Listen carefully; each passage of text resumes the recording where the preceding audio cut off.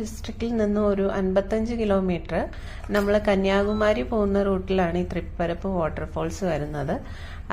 Heavy rain സമയത്തൊക്കെ പോയി കഴിഞ്ഞാൽ ബാത്തിങ്ങിനൊന്നും അനുവാദം ഉണ്ടാകുന്നതായിരിക്കത്തില്ല. പക്ഷെ നോർമലി തന്നെ അവിടെ വെള്ളത്തിന് നല്ല ഫോഴ്സാണ്.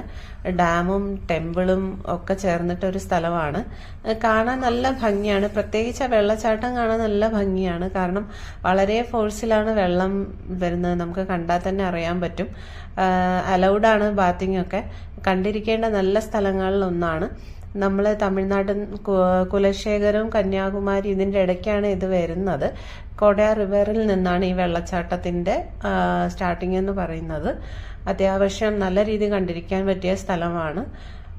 എൻ്റെ വീഡിയോസ് ഇഷ്ടപ്പെട്ടാൽ ലൈക്ക് ചെയ്യുക, ഷെയർ ചെയ്യുക, സബ്സ്ക്രൈബ് ചെയ്യുക ഫ്രണ്ട്സ്. Thank you.